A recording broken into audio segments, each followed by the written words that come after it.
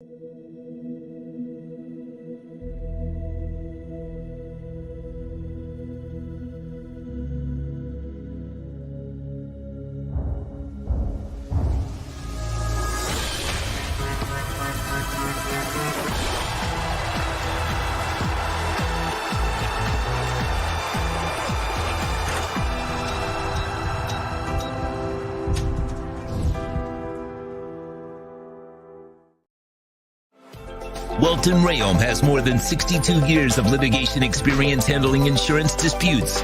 They're committed to resolving even the toughest insurance claims quickly. Call them for a free consultation. 954-966-4646. At Welton Rayom, they don't get paid unless you win. Property damage claims to your home, business, or condo as a result of a hurricane. Welton Rayom can help.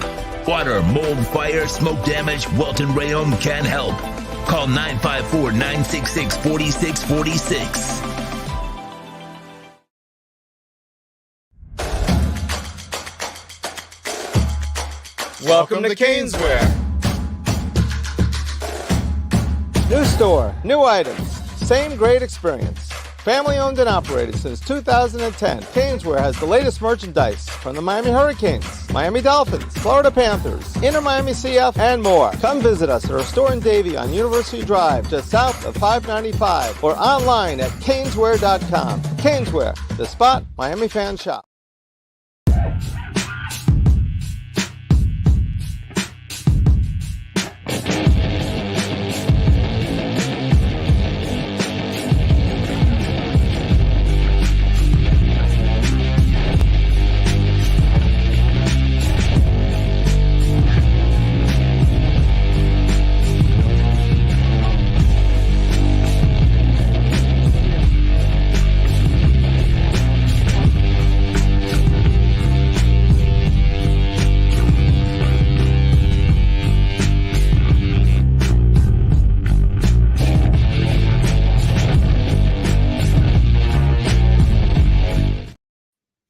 WWE NXT Heatwave is complete. I am Sean Stanley, the Squared Circle Digest recap of NXT Heatwave. He is the great Frankie Fresco. How we doing, sir? Well,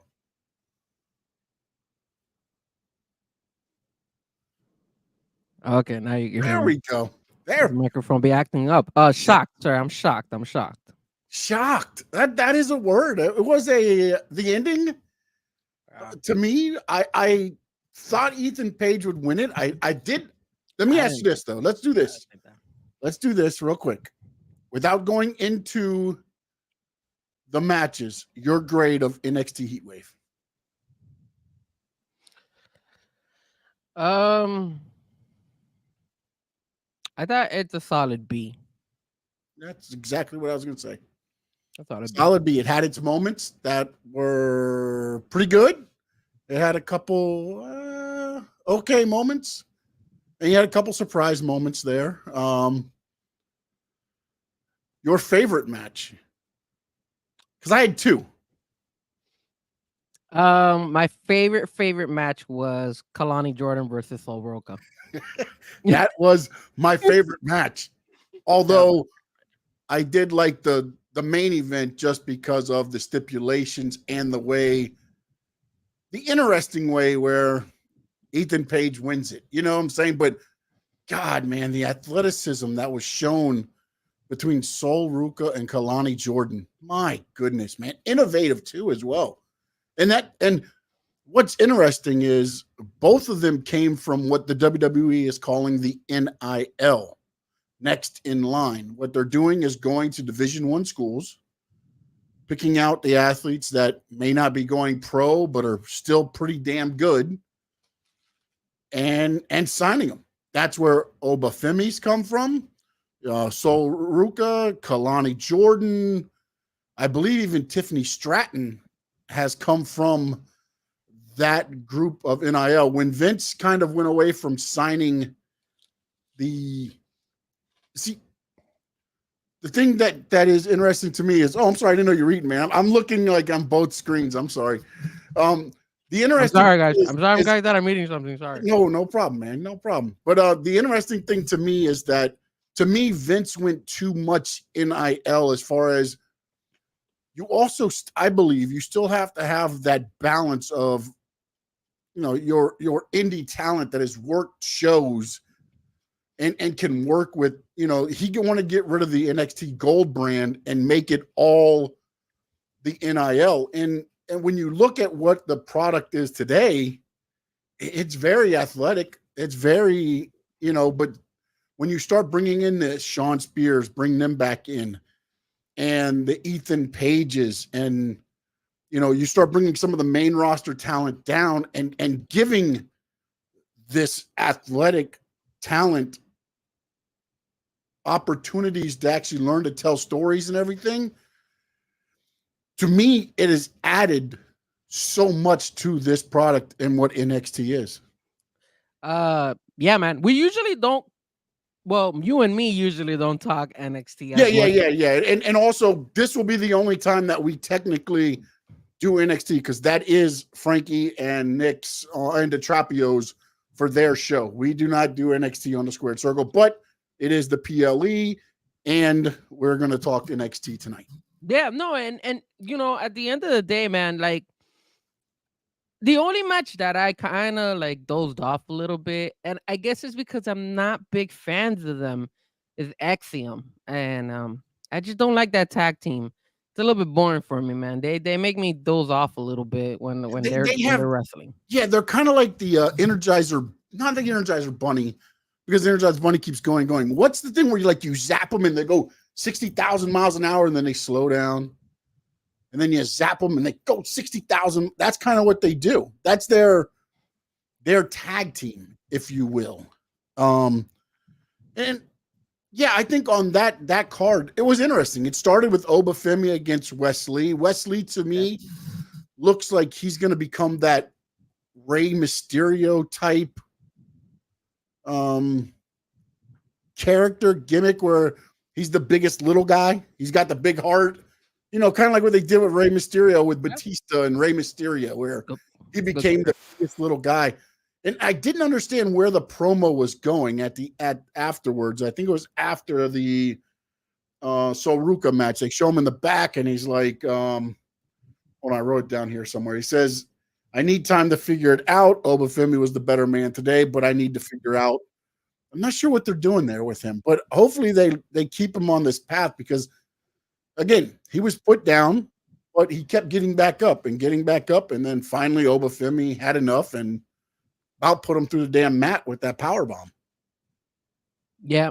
I mean, I kind of had last time they had a PLE, it was a 4-way. Yeah. And I went with Wesley because I thought Wesley was supposed to win it. Because remember, he lost it and he should have never lost it. He lost it, obviously, because he got injured and he was out for a while. So this time around, when I saw this was going to happen, I said, you know what? Obafemi's going to win. It's just, it looks like they're just keeping him. They like him a lot. I didn't see Wesley winning it. Every single match that I saw, it was kind of like everybody, like even I wanted Lola Vice to win, and I knew she wasn't going to win. Yeah. It was just too soon for her to become. And you saw a little bit of that tonight, though, too. Yeah. She was just a little bit behind on certain things. It looked like she got a little excited at certain spots where she ended up. They were hitting like 3 or 4 of the Roxanne's what's it called, the Rocks drop or whatever she calls it. And on a couple of them, she wasn't there for the whole thing, and they kind of go into the ropes. And again, that's stuff that's going to come, man. That's stuff that, look, how long has she been wrestling? Like a year, I think, total? I don't know that long. Yeah, as far as and again, and she's also coming from, the stuff. And look, man, those guys that can make that jump over from Bellator, UFC, and get into the pro wrestling world. I know a lot of people are going to be like, oh, it's not that. It's a big change, man. Because you're not following through on them punches. You're not, you're pulling stuff back. And sometimes you're not used to that. And the part that messes with you is you concentrate so much on, I don't want to punch this person in the face for real, that you forget the little stuff, man. And you could tell at times she looked like she was rushing things there. Her time will come. Yeah. I believe her time will come. But right now, look, This is Roxanne Perez's NXT division in the women's division right now. All day. Although Kalani Jordan, Impressive. Sol Ruka in a losing effort was impressive. Look, I'm gonna tell you something. Sol Ruka, even though Kalani Jordan and Roxanne Perez are the champs, yeah, I wouldn't be surprised if Sol Ruka moves on to the main roster first before those two ladies. Yeah, can I tell you something? I don't see Roxanne Perez going to the main roster. No. I mean, she's the like it's like her and Trick Williams are like the face, but I'm shocked. That's why I said I was shocked when we got on. I'm shocked that Trick Williams lost. I wasn't expecting that. Well, you have to. The way they did it though is Trick Williams didn't get beat. No. Williams hits the trick shot on all of them, and then Javon Evans falls down. Then he hits it again on Ethan Page. He falls into him. Sean Spears pulls him out, and then it's 1, 2, 3. Ethan Page wins without even knowing it. And I loved the way the finish happened because it's just it was a perfect ending. And then if you watch as it goes off the air, somebody must have said his name. Joe Hendry at the end of WWE NXT Heatwave, as they're doing all the things and showing, it goes to white. The great Joe Hendry's face pops up, and then it's gone. What does this mean for NXT? I mean, I'm going to tell you something, man. Joe Hendry against Ethan Page would be a really good fight. I'm not going to lie. And it's surprising because Joe Hendry is on the verge of trying to challenge for the championship belt over there on TNA as well. Hot, man. He's hot everywhere right now. He is, man. He is. And it looks good, man. And eventually, you know what is going to lead up to. Everything has to be built up for Joe Hendry versus Trick Williams. That's what has to happen eventually in the long run. Well, I mean, think about this too. Hold on a minute. Where's my handy dandy notebook here? My digital notebook. Hold on a minute. And then also Finn Sammy, appreciate you tuning in tonight, man. I appreciate that. What's up, man? And Dad, how you doing, sir? And then everybody on X, don't forget, please. I am 207 away from 1,000 subscribers on Stanley Media House Network. So please jump over there, hit the subscribe button. Also, jump over to Frankie Fresco, hit the subscribe button. They do talk the NXT on their show on Wednesday. Yes, Tommy's playing, right? This Wednesday we might not be at 8. We might have to push it either on Thursday because of Columbia playing. Yeah, Columbia plays, right? Correct. We made it to the semifinals after giving that nice ass whooping to Panama. So now we play against Uruguay. So Uruguay and Colombia, and then you got Argentina and Canada on Tuesday. So it should be some exciting soccer out there. I know Chad is excited. Some good, also some good Euro as well. But impressive. I'm trying to find out when the NXT Against All Odds pay-per-view is. Let me ask you something. You're right. Against All Odds. When Worlds Collide. Damn it. Let me ask you something because Finn Sammy said it. When is Ricky Starks finally arriving to NXT? And I don't think you need him right now. It won't hurt him.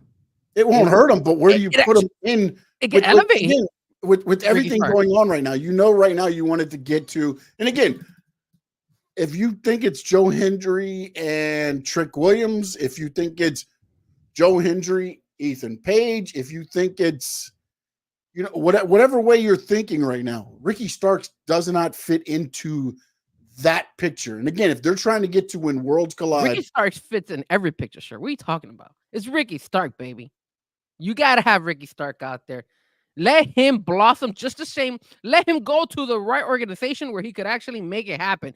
Just like Ethan Page is doing. Look at the difference between Ethan Page in NXT and what he did his whole career in AEW. It's just imagine if this is Ethan Page and Sean Spears Even Sean Spears is doing better. Like, did you see Sean Spears' entrance? That was pretty cool. I like when he had the mask. Oh, the mask and all that, man. And again, man, I don't want to sit here and just rip, because I feel like we do this a lot now, man. We really start like ripping into, but when you rip on them, when you look at it though, it's like you had this guy for 3 years, and in less than 3 months, they've made him more than what you did for him in 3 years. Did he ever win the TNT title when he was in AEW? He never won a title, right? He won the tag team titles with Scorpio Sky at one point. I think that's it. He never won anything. Right? He never won anything else, right? I don't think he's ever won anything else. No, I don't think he won. Look, I remember they pushed him quite a few in Collision. They pushed him at the beginning with Darby, and then he owned Matt Hardy for that bit, and then Matt Hardy owned him because they switched it up, and it's like, yeah, that just tells me you don't know what the hell you're doing with somebody. If you're just gonna throw him in there and just be like whatever, whereas now he comes in, it's like, dude, his moniker is damn all ego Ethan Page, dude. Like, use him for that, man. Mm-hmm. Again, it's one of those gimmicks to where he doesn't have to win. You just want to see him get his ass whooped every time.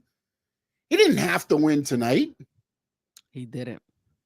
He really didn't. You know what I'm saying? But also when you were looking at this, it was like, I thought anybody had a chance to win other than Javon Evans, just because I think he's just so young right now. Like, I don't see that they think he will be the face sooner or later, I believe, in NXT. And he had a great showing tonight.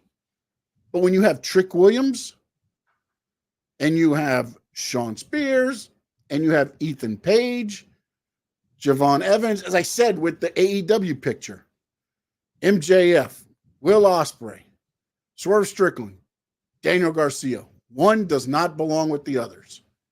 And right now, that's where, not taking anything away from the athleticism and what he can do in the ring, but again, who becomes the face of your company? And I don't believe that right now, Javon Evans is that person.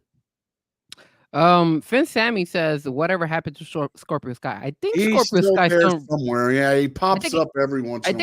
I think he's still in Ring of Honor, right? Is that where he's at? I think he's still at Ring of Honor. Yeah, I think they popped him back up in Ring of Honor. When they don't know what to do with you in AEW, they kind of throw you to Ring of Honor and build you back up, I guess. I don't know.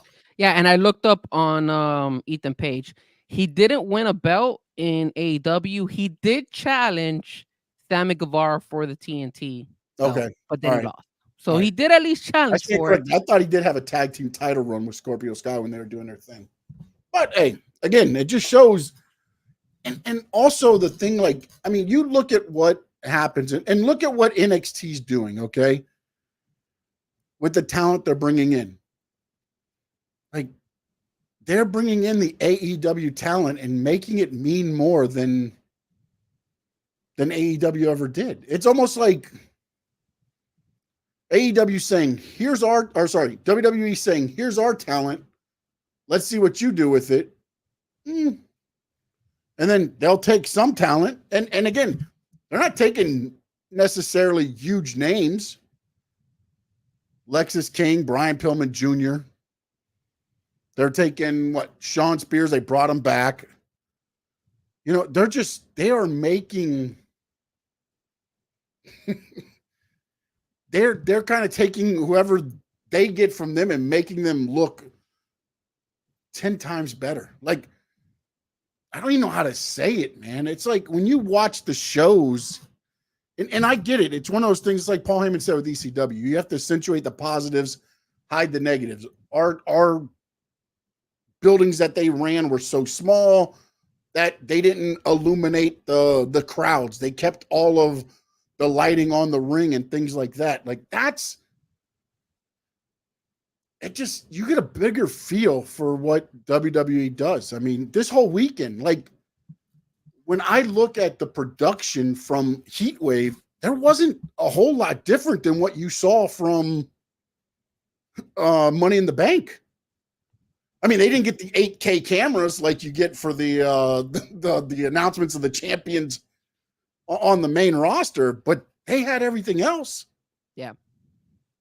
And it just makes it feel bigger. It's just it's shocking the way that they're able to get these wrestlers and just make them better. Or not make them better, but make them look a lot better. And that's what sells. Well, then also you look at who was it this week that I think it was Ethan Page, right? He comes out and he says, I just like being somewhere where there's order, where there's like a schedule, there's a, you know what you're going to be doing. And again, and it's like everybody's like, oh, well, some wrestlers can and some can't. If you're running a wrestling company, there's got to be some type of order. I'm not saying it's got to be my way or the highway type order. But for instance, tonight, this thing started at 7. It was done before 9:30, 2.5 hours. Yes, it was only 5 matches. And we're going to dive in this on Tuesday as well. I don't know that you need 14 matches. Why not let some of these matches get 30 minutes to tell the story? Well, I think they did a good job building this one up and just giving you title matches, and they gave you 5 matches, and they knew that a lot of us had obviously watched Money in the Bank last night, so they're like, we don't want to burn you guys. We just want to give you a solid card. And they also gave us the undercard, that undercard fight with those 2 girls from Canada. Ariane, Santino Morella's daughter, Ariana Grace, I think is her name.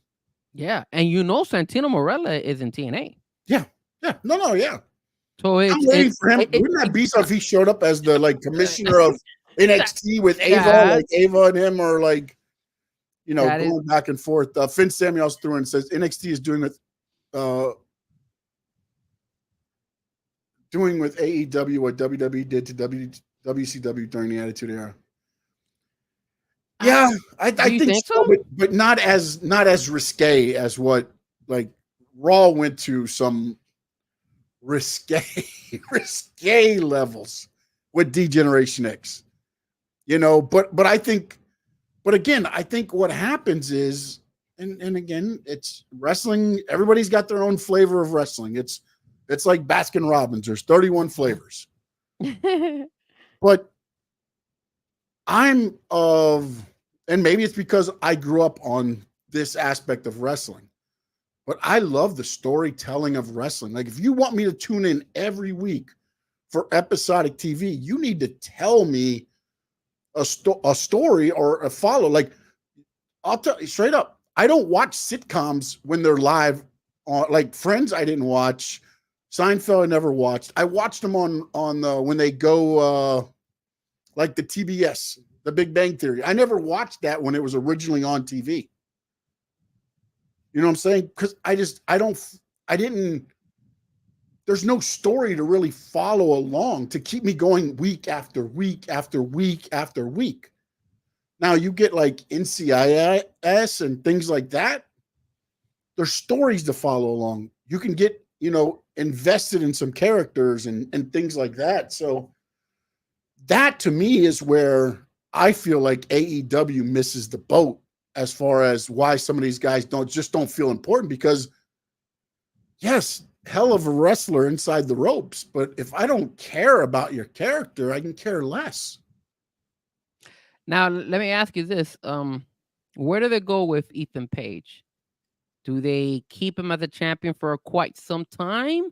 I don't think it'll be quite some time. No. Or do you think maybe Trick Williams gets a one-on-one with him now, or like a rematch or something? Like, how long is he going to hold the belt? Because remember, see, the interesting thing and go ahead, finish your story. I'm sorry. Finish your comment. I'm sorry. I mean, he just came like he came over to the NXT just a short time ago. It wasn't like he's been wrestling left and right. His first fight was against Trick Williams.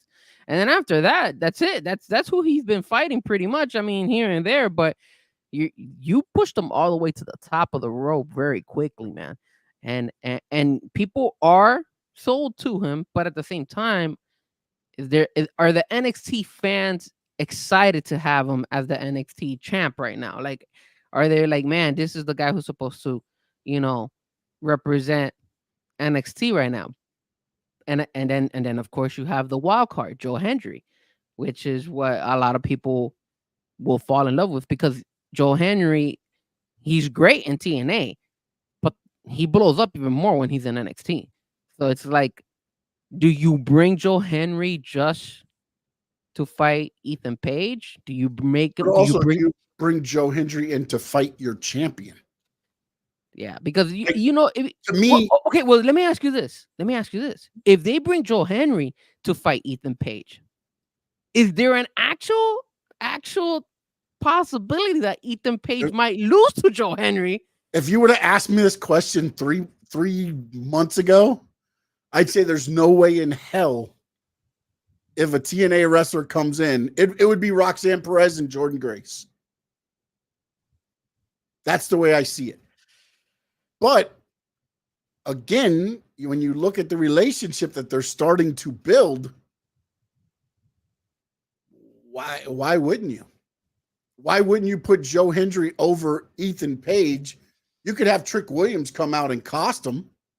As a matter of fact, now you still keep that angle in NXT, and then Joe Hendry becomes your champion. You know, just same way Ethan Page. Again, Ethan Page won because he got knocked out on top of a guy that was already knocked out. Yeah, It's not like he went through and dominated the match and everything. You know what I'm saying? So of course, and then also the other thing is, I think Trick falls under the same boat that happened with Cody. To me, he is better as the chaser than as the champion. So why can't you line up? And this is where I honestly thought this was going to go. The one time they had the Cody Rhodes at NXT, what was the lasting image? It was Lexis King. It was Sean Spears. It was Ethan Page with Cody. I thought they would just jump on that and make that kind of like a click. Because now you have that, well, all these guys are from the outside. And again, I'm not saying do an NWO type takeover thing. That couldn't be done. But now you have this group. All three had been together on the other side. Coming in, you had Lexis King first. Then Sean Spears showed up. Then Ethan Page shows up. So I thought maybe you could get those three to kind of work together, make a group, and then you keep the belt on Ethan Page the same way, going all the way back to the days of the Horsemen. Everybody helped Flair keep the title, and everybody kept chasing him. Dusty, Magnum TA for a little bit till his injury. You had all those guys. Road Warriors would always challenge, but nobody would get to him because you had all the other guys in the way.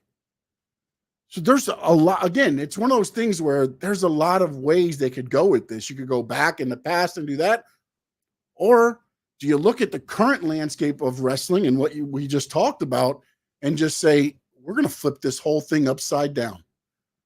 Joe Hendry comes in, not a contracted wrestler with WWE. We have a partnership, and he walks out the NXT heavyweight champion. That would be interesting, man. That would be really interesting. Because, it's like, and no offense to Ethan Page, but obviously he just got signed, so he's not one of those guys that just came up through the NXT world, right? Yeah. So if you're going to use somebody to take a fall and lose the belt to a TNA wrestler, I think NXT would be willing to go ahead and sacrifice Ethan Page.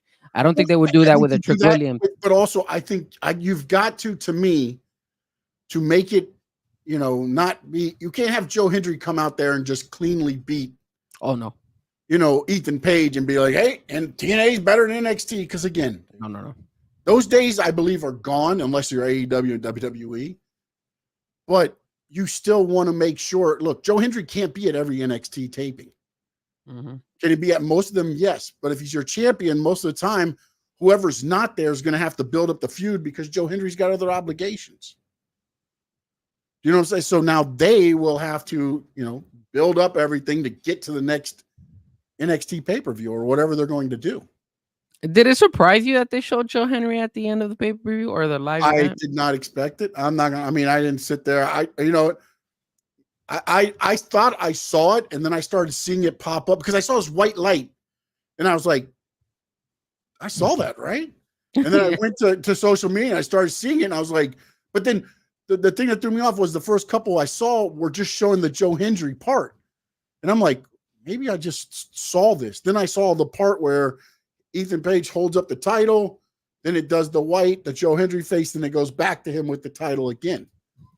So I was like, okay, all right. I did see it. Because at first I was like, man, I must be wanting to see this because I don't know if what they had there is. And then also back up at the top, Finn's Sammy said that's the problem with AEW. RH should be their NXT, but it's a wasteland. Yeah. I mean, I thought I had read somewhere that when Tony Khan was purchasing Ring of Honor, they were going to use that the way WWE used NXT, and it never went that way. No. And It's funny what Josh said. If the Kalani Jordan had a little, mishap with her, Mhm.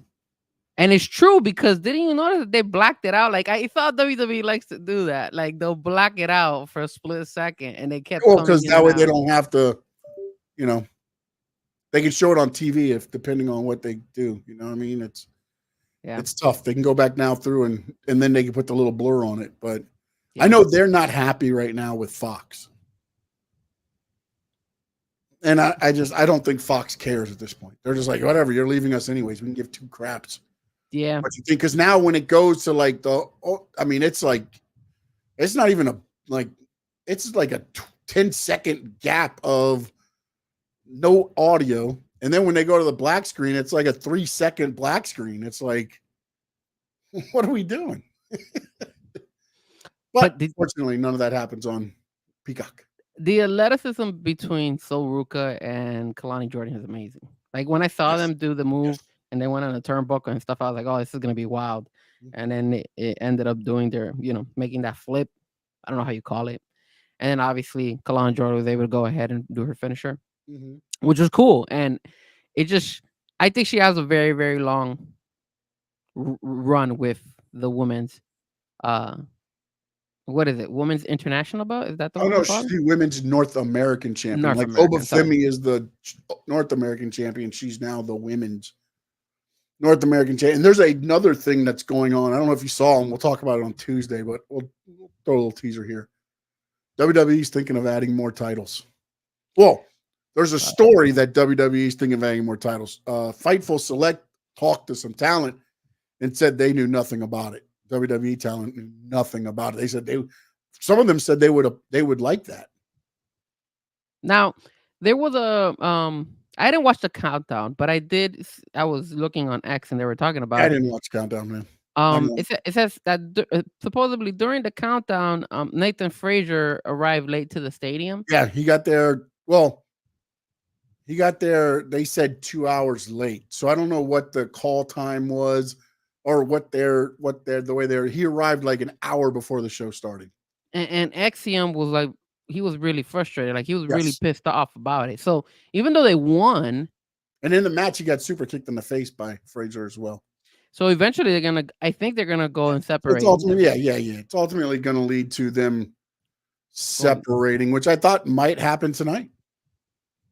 That's what the way it was going. I was like, okay, Chase, you could do better with that. My interesting thing that I thought was in it was no Ridge Holland. Yeah. They had been doing the whole thing with Ridge Holland being like the cheater kind of guy. And I was like, oh, you put the two together, they might end up taking the belts off. And then I was like, wait, there's no Holland. Yeah. So Chase U, I feel like Chase U is always like this. Like they have their high moments and then they have their low. Like I always thought one of their high moments was when they were going through the whole crisis, when they were about to shut down Chase U. And obviously when they were able to save it, then it kind of has gone. The calendars helped. And then after that, it kind of lost momentum. And then kind of Chase U was back to just being like your normal scheduled program. There you go. It's there. That's why I didn't think they were going to win. Because I kind of had the feeling they were like, even though I knew that Axiom and Nathan Frazier are kind of going in different directions, but I was like, they're not the right tag team to beat them. So yeah, no, I can see that. And then also, again, if you watched it tonight, Obafemi retains, Kalani Jordan retains, Axiom and Nathan Frazier retains. Of course, Roxanne retains, and then you had the changing of the title with the main event. That was the only title change. Yeah, man, they're doing a really good job making their wrestlers hold on to their belts and kind of I feel like that's what Triple H has wanted more than anything else, is to make the titles mean something. And you can make them mean something by drop, but you can't just have like everybody just can't get the belt. And I felt like sometimes it was like the U.S. title was just, hey, we want this guy to re-sign, so let's give him a title. We're not going to give him the heavyweight title, so let's give him a U.S. title. Oh, let's give him the Intercontinental title. And it was like everybody had the belt, and it was like it means nothing anymore. And they have made these titles mean something. And also, if you look at it, everybody that's held the NXT title now has gone on to have pretty good runs on the main roster. Yeah, Braun Breaker, Carmelo now is getting up there. At some point, I'm sure Trick's going to be there. And I don't, maybe this is, I would think not, but maybe Trick starts making his way to more stuff on the main roster. I don't know. I think it's too soon. I mean, look, NXT is doing a nice little run. I think they found talent. The thing is, I just feel like I thought they were going to make this like I've said, a brand. And it felt like, okay, Carmelo and Trick would be perfect to have as your top Don't you think guys. they are? They are, but it feels like to me, Carmelo should have stayed on there and made that. Like, nah. Carmelo had a great showing at Money in the Bank, but what has he done up to that other than promos? Well, his first fight was against Cody Rhodes. Yeah, and then what happened after that, though? That's what I'm saying. You get lost.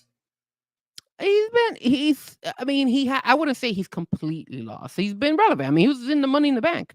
He was like, give him time. Because Randy Orton, I guess that's not too shabby yourself there, you know. But I will say this. It does feel like NXT is kind of doing something on their own. That's the vibe I'm getting. Because you look, I always thought that the White Six would make their way over to the NXT. It's still early, but they haven't done it. That's going to happen, no. But NXT is now working with TNA. You don't see, and then also the no main roster on this pay-per-view. Mm-hmm. There was nobody from the main roster on this pay-per-view. Before, you were having like the Good Brothers and Natalia or something like that, Shayna Baszler. Nobody from the main roster on this pay-per-view when everybody was in Toronto. It wasn't like everybody was there. I heard like Seth Rollins stuck around to see the NXT pay-per-view, and some of the others, were sticking around to see the pay-per-view. So it's not like they weren't there. They just kept them separated. And not only that, but I'm liking that they involving HBK a little bit more. See, I don't know if you saw on NXT's social media, but then you have a video or a quick reel that they did of Ethan Page giving a handshake to Shawn Michaels there. So it kind of relates with the whole, Joe Hendry situation. Remember, because Joe Henry ran into Shawn Michaels before he left. Oh, he said it's Hendry against everybody. Hendry against the world, I think he said when he got eliminated. Because remember, he was eliminated by Frankie Kazarian, was the first person that went after him, who is also at TNA. Mm-hmm.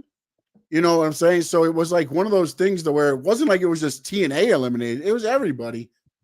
And that's why I think it's going to be interesting to see how they work this with Joe Hendry and what he actually will do and what they... Because, again, it's going to show a lot on the partnership.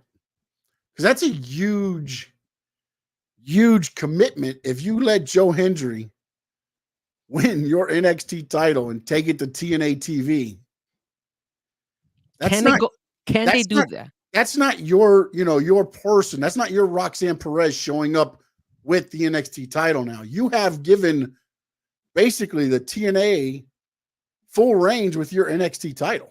The only way I see that possibly Joe Henry wins the NXT belt is if WWE or NXT does the same as AEW, which is take away Joe Henry from TNA. Yeah, no, I don't think that's going to happen, man. I just look, maybe when their contract comes up and to go, but I feel like there's something going on with Anthem and TKO or whatever you want to call it now. I think there's more involvement between the big wigs, more, and then of course Triple H and Shawn Michaels and the people with Anthem. You know, I guess the executives there. There's more to this. Again, I always said I feel like Anthem's going to sell to WWE. Now I don't believe that, but I think there's a big commitment to Anthem as far as their commitment to wrestling. I think they've seen, okay, we can make money off of this and make it work. And we have our own TV. They own their own station that they're on. It's not like they're buying time or having to get time or anything else. That's their station. AXS is Anthem's station. Your wrestling show is on your station. It's like WCW when they had TNT. And you know, and look what they did. And yes, they foiled it.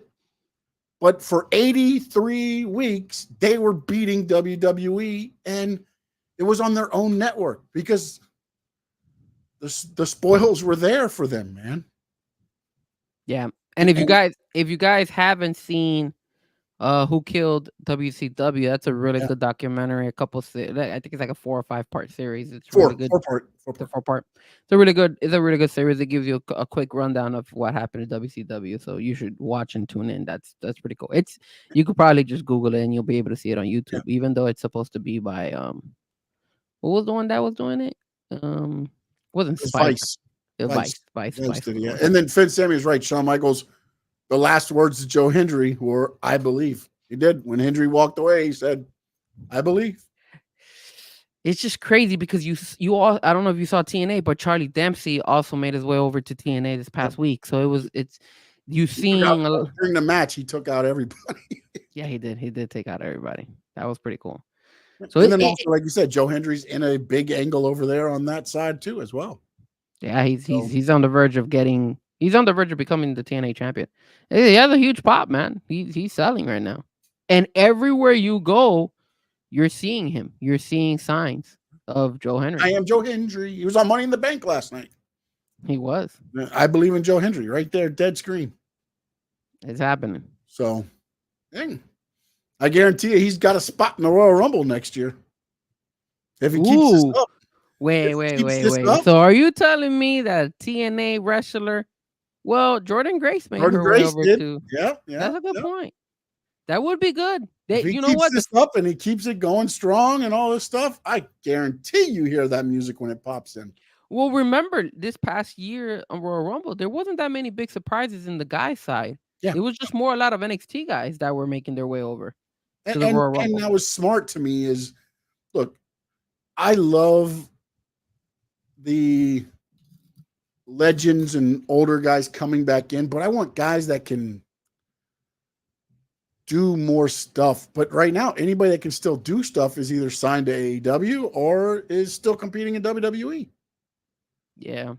You know what I'm saying? I mean, like, I don't just want to bring somebody back to, I'd rather you do the kickoff show or something like that and then have those guys there to talk or something. Cut to the back and it's a promo with them, maybe in the ring. Just do something just to make it, especially with the way they're doing the kickoff shows now with kind of that ESPN college game day feel. Bring the legends in that way. Like, to me, that's the way you do a lot more of this stuff. And also, like, it makes the kickoff shows important to watch because maybe you'll start picking up little nuggets that they have in the show. If you didn't watch the pregame, then you're going to not understand what's going on throughout the night. Let me ask you something. What did you think about the Toronto crowd? Right? It was in Toronto? Yeah, Toronto. I mean, Toronto's always got a good crowd. I mean, they understand wrestling, I believe. I mean, but it's also like the WWE crowd. I feel like they're trying to break 30 years of what they've taught the crowd to do to change it now. And it's slowly happening, but it's going to take time, man. It's going to take time. WWE's always been conditioning their crowds to be less boisterous, taking over. The only time that WWE crowds took over was usually the Raw after WrestleMania. And of course, WrestleMania, because you had the international crowd. Now, most of their pay-per-views are international, which to me is the reason why a lot of them feel a lot more energetic, because the international crowds are a lot more energetic than your conditioned American crowds. Yeah. They're having a great time, and it shows in everything they do. Well, overall, man, I mean, I think, and I know we're talking specifically of, NXT, but I think WWE did a pretty solid job this past weekend, starting with Friday, making their way to Money in the Bank on Saturday, and then Heatwave today closing out. I think they kind of correlated each one really nicely, and it didn't kill like our vibes of like saying, "Oh, I'm tired of watching," that we were all into it. Yeah, and then also now you've got 3 hours of TV tomorrow night to watch. And then you're right back to NXT. Yeah, so if you think about it, you're going to have 5, 6 straight days of WWE wrestling, because it's SmackDown, it was Money in the Bank, it's Heatwave, it's Raw, and it's NXT. Yeah, I like the fact that like you said, they find ways to make the shows entertaining, and then they find ways like right now that everything was done, right? We got over the weekend. Now Monday will be recaps of everything of what happened. So you could recap Money in the Bank on Monday. On Tuesday, you could recap. The way they're using social media is tremendous. Adam Pearce already came out and said, "Hey, Drew McIntyre suspended from Raw indefinitely, and we're throwing these matches out." And one of them was the match that I told you was going to happen.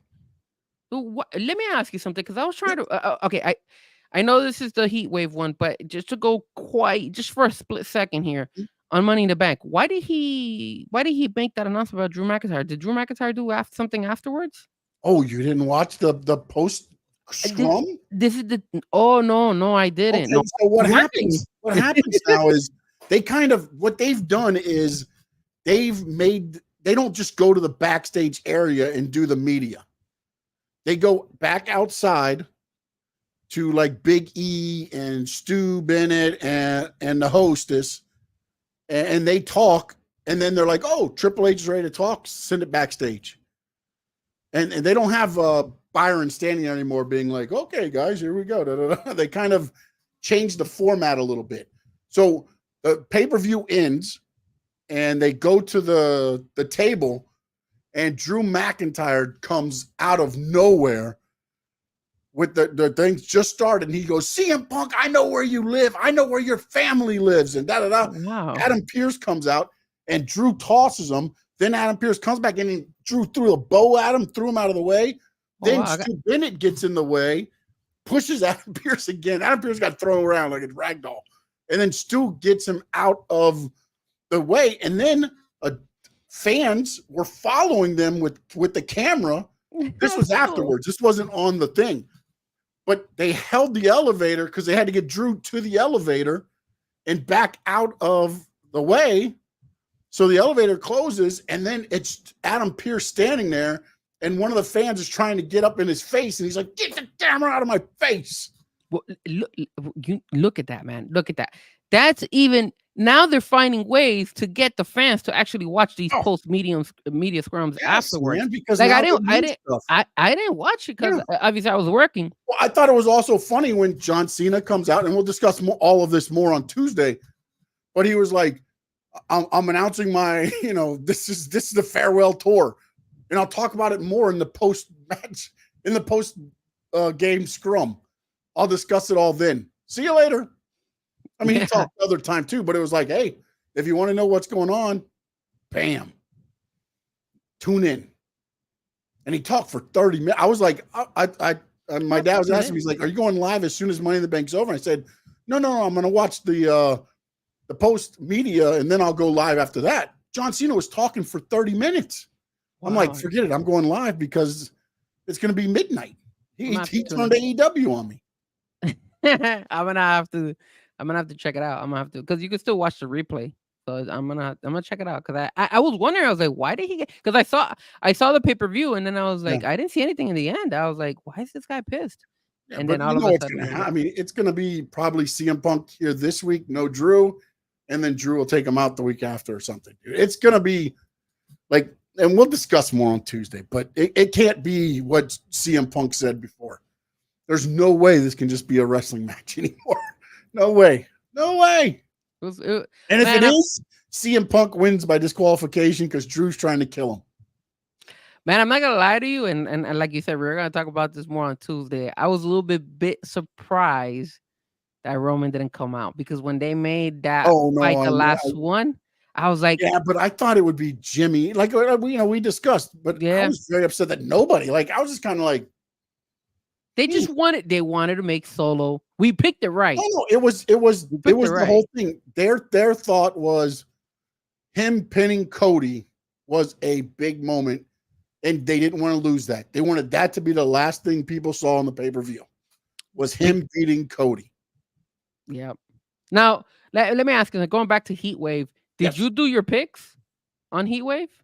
For Heatwave? No, I did not. But I would have lost the Chase U one.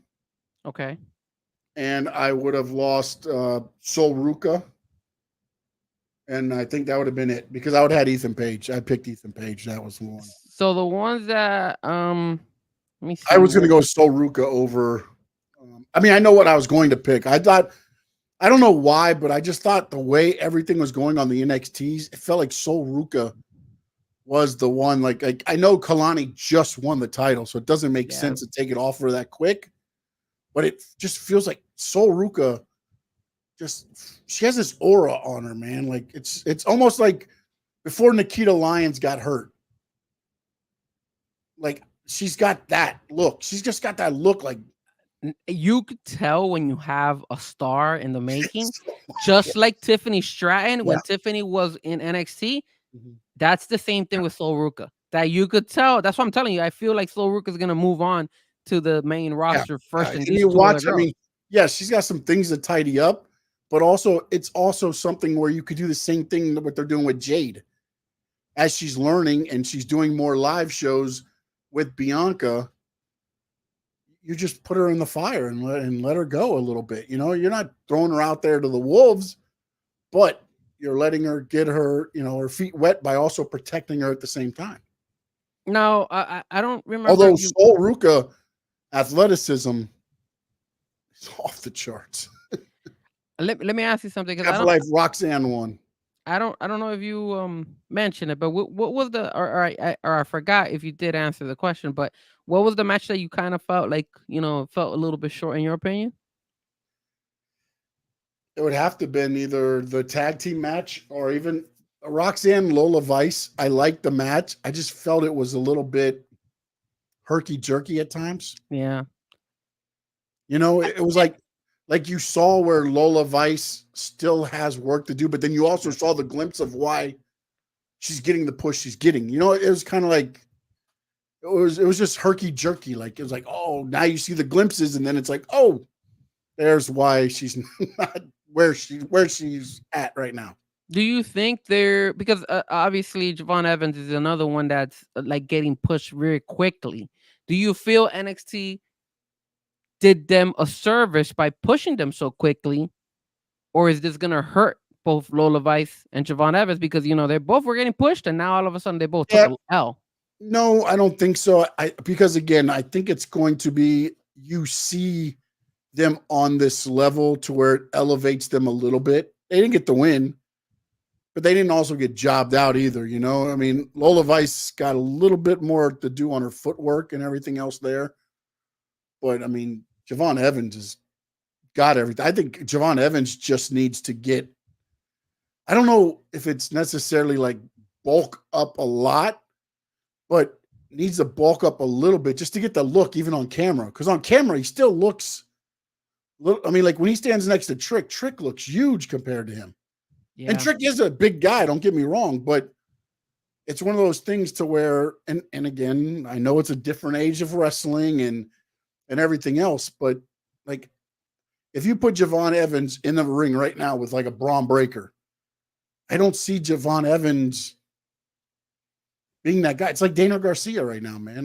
The dude's gonna be a star. He's got the world. I think he just needs to put a little bit of muscle on, or something. Not muscle, just a little bit of bulk, just to look better on camera. He just looks so small to me. Yeah, if you got to compare Javon Evans to maybe somebody in the main roster, who would you compare him to that has that potential? Oh, as far as potential? Yeah, like I guess Ooh. potential type of wise, yeah. I think the only person would be like Carmelo, man. There's not anything Javon Evans, like it's the same thing with Carmelo, the same thing with Ricochet. WWE is handcuffed him a little bit on what he could do because they don't want him getting hurt. That's true. Do you know what I'm saying? Like, so like I feel like, you know, he's one of those guys that can just fly everywhere. You know who Javon Evans reminds me of? And he ain't big, but there has been times when we thought he had the potential of being very big, and he still can. In my opinion, Montez Jordan. That's who every time I see Javon Evans. Montez Ford. I'm sorry, Montez Ford. I'm sorry. This is how we do it. Montez Ford, my bad. Yeah, too much DJing this weekend. Plug on separating that tag team. Yeah, because remember there was a point in time where we were like, "Yo, he's riding high," and there was a time where I saw like they're splitting them up, and I believe they were going to, but I think Montez got a little bit of an injury, and he wouldn't have been able to do the push like they wanted to. So then they kept the team together. And that's when they were losing all the time. And then Bobby Lashley came in and where they're at now. But yeah, I guess if you want to, but I also think that Javon Evans has got a little bit more crazy. Again, I've never seen Montez Ford outside of WWE. So I won't say that, you know, I've only seen WWE Montez Ford. I've watched more of Javon Evans outside, and then he got signed. And again, when you look at the Ricochet stuff, you look at the Jacob Fatu, like I was amazed they let Jacob Fatu hit that move that they did, just because I was like, man, they let the big guy do it. Okay. All right. I like it. I was hoping they let him do the moonsault, but they didn't do it. They didn't break it out this one. But I think this was more, again, last night was about making Solo the focal point of the bloodline. And as far as Lola Vice, because obviously Lola Vice representing the 305, who would you compare her to? I think we spoke about this maybe once in the Blue Moon. I think you had mentioned, I think it was Shayna Baszler type of vibes. I don't remember if you said. Oh, the MMA style, yes, but she has a lot more personality than Shayna Baszler. Yeah, she does. I'm trying to think who would be the best. Like MMA wise, I would say yes. She's got that where she could choke you out in a heartbeat, but at the same time, she could shake her ass and everything else. Like, I don't know that there's been who's somebody where you could look at and say, okay, they could go with you in the ring, but then they could dance on top of you. In the main roster? Yeah. Because I like, when I think dancing, I think of the Bellas, but I don't think that they can kick your ass. And then, like, Natalia will kick your ass, but she doesn't really do a lot of the dancing stuff. I think that's why, like, it's Lola Vice a little bit different, right? It's a little bits and pieces of a few different wrestlers that she would have. Yeah. Great card. Very solid card on a Tuesday. Overall, like you said, a good week. I thought the Money in the Bank was solid. I thought this was another solid card, and they threw the wrinkle in at the end with Ethan Page winning, which I didn't think was necessarily a wrinkle, but you know, again, and then you saw Joe Hendry pop up at the end. So there's some surprises. Yes, sir. And Very a surprise for everybody, or actually not a surprise for everybody. Tuesday night, 7 p.m. right here, Stanley Media Network, and also on the Frankie Fresco YouTube channels. Square Circle Digest. Sean Stanley, joined by that man right there, Frankie Fresco. And Frankie, let them know how they can get a hold of you and chat with you. The powerhouse. Everybody could check me out at Fresco Music. It's Frezko. You could check me out on X, on Instagram, and then also follow me on the Frankie Fresco YouTube channel. I don't have as much subscribers as Sean, but we're working on it slowly but surely. We're working on it. Hey, We you get guys views. have been around half as long. Listen, truth be told, I started that channel almost a decade ago. You know what's funny? I've only been doing it like real hardcore for like the last probably 2 years, 3 years. Can I tell you something? I started it in 2014. Can I tell you something? I was nosy. I'm a nosy guy sometimes from time to time. And I noticed back then that you had started a channel a while back. And then I saw you had different people before too, a couple of times. And I was like, wow, this is crazy. So I was like wondering, wow, I wonder what happened. So I know this is not too much, or maybe you don't want to tell us much, but what happened? Why what all of a sudden changed? Real life. God, yeah, man, real life. It's hard, man. It's hard. It Like is. with what I have now, it's still tough. But most of the stuff I'm doing at the house now. Before I was working everywhere. Oh, that's a good point. Yeah, because And it was then, before COVID and stuff. Yeah. and it was just like, okay, boom. And then you got family and you got everything that happens that can't happen or you allow happen. Now I'm trying to make this my focus and keep Nice. everything going this way. I got more stuff coming Dolphin season. I'll do more football talk as well. But I didn't want to do it in the middle of a season. I didn't want to talk just Stanley Cup playoffs all of a sudden. And the Heat weren't in long enough. So, and I will not talk Inter Miami because I don't know enough about it.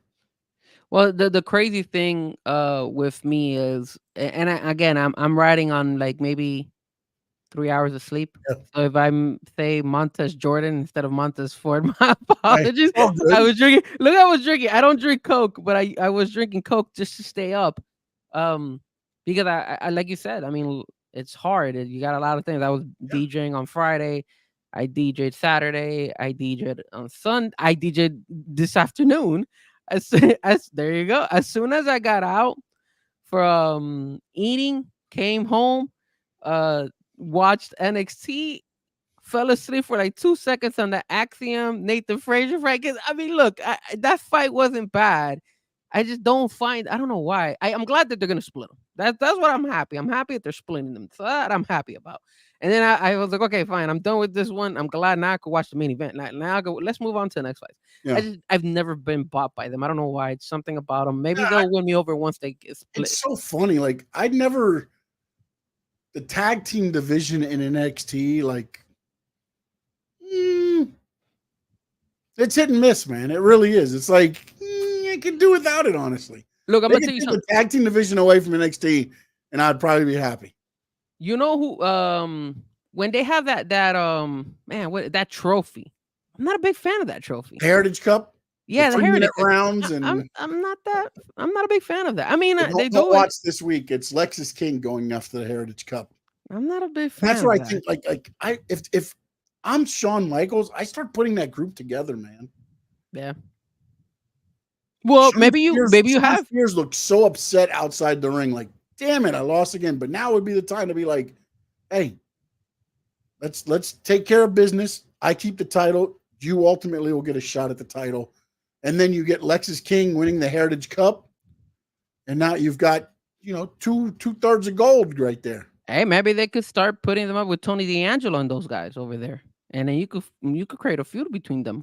Well, Tony D'Angelo is the Heritage Cup guy. I know. That's why. If Lexus King gets, they come and help Lexus King win that. Now, there you go. You're rolled all into one. And remember, Tony D'Angelo, before Dragunov, I think it was Dragunov. Yeah. He fought Dragunov for the NXT belt. So they've learned how to push these guys. The only problem is sometimes they kind of like Tony D'Angelo kind of went back down. Like I was like, well, you have to fall back down though, because you have so many guys. Again, like right now, you're pushing guys up. So unfortunately, people's got to fall back down. That's the part where. Well, let me ask you something. I feel like that's where the stories come in handy because now, again, like with Chase U, when they started losing, it was like, oh, you're going to lose the thing. Then it was, oh, I took a loan out from the D'Angelo family. And now you kept them kind of because there was a feud kind of there going on at least a little bit. And you don't have to have them necessarily be in a main event feud. Let me ask you something. Now that we bring this up, I know we were going to end the show, but now that you mention it, it just like we start talking and then things start popping in your head. No, this is what we do all the time. You saw who was in the main event. It was Shawn Spears. Yes. It was Ethan Page. And then you had Trick, and then you had Javon Evans, right? Did bringing these guys, Shawn Spears, Ethan Page, I mean, who knows who else they might bring? We were talking about possibly this guy, Ricky Stark. Would it hurt the NXT roster? Like, since we were talking about Tony D'Angelo, would it hurt those guys if they keep bringing, like, how AEW likes to do this, where they bring these guys and then it kind of like pushes them above the guys that have been putting that much work? Can you see that happening in the NXT world? Because look who was in the main event today. It was two guys that but also, but I go to this with the NXT, and this is where I kind of agree with what Finn Sammy said about AEW should have used Ring of Honor as this. Who else would you have put in that position?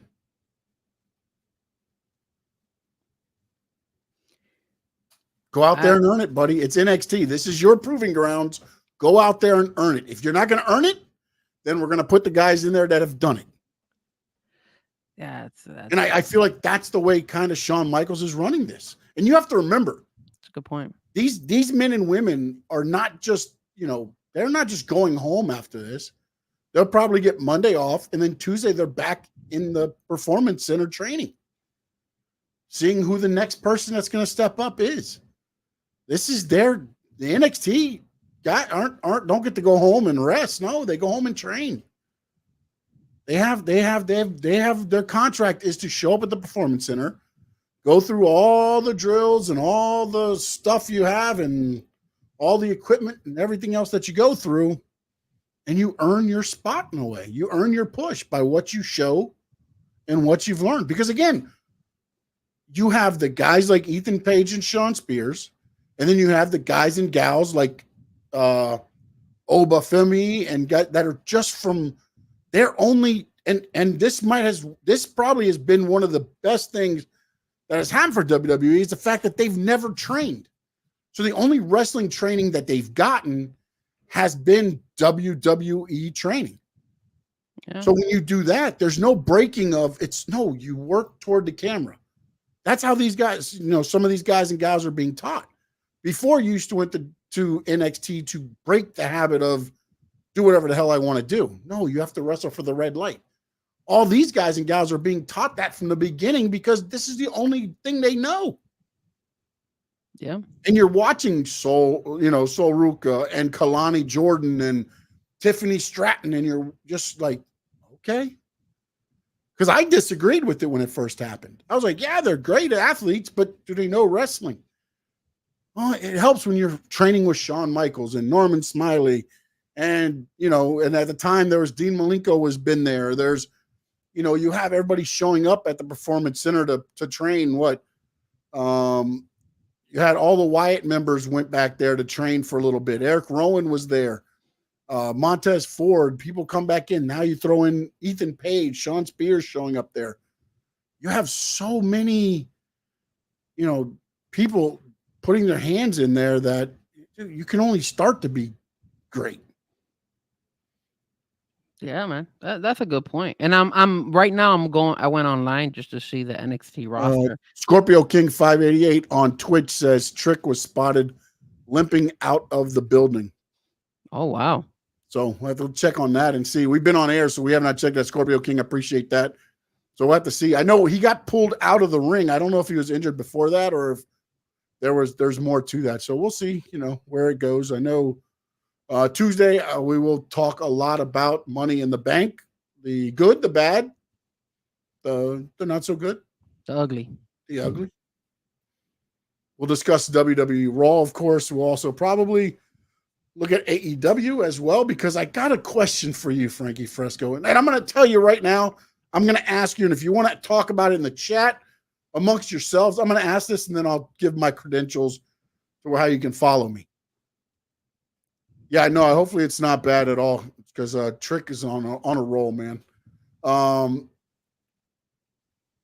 MJF cuts a promo, right? Because everybody who's an AEW stan always says what, Frankie Fresco?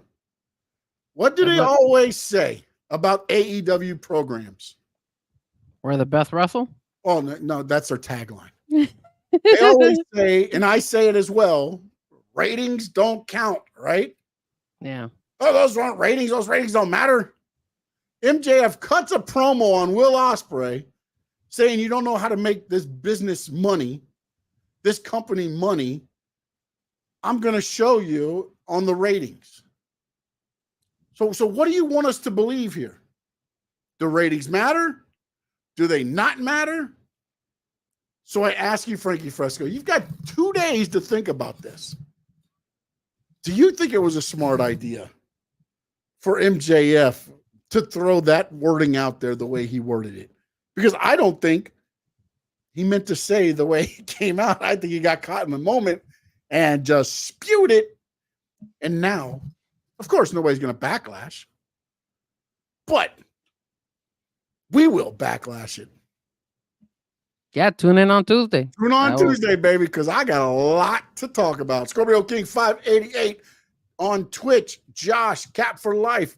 My dad, Terry. We had everybody on X, and for some reason my mouse is not working. Finn, Sammy, we appreciate you tuning in today. The great Frankie Fresco was in on the chat. Look at that guy. And somewhere, I'm sure Joe Hendry hopefully is tuned in. We believe. We believe. But you can follow me on at Sean_Stanley11. That's on XIG, Threads, Stanley Media House on Facebook and YouTube. Of course, 207 away from 1,000. Please go to the Stanley Media House Network YouTube channel. Hit the subscribe button. And then jump to the Frankie Fresco YouTube channel. Show the love. Please support us. Frankie Fresco, you got anything else to say, sir? 951 away from 1,000. So let me know, guys. Come on over there. How about the Frankie Fresco YouTube channel? But in the words of the great Gordon Soley, so long from the Sunshine State.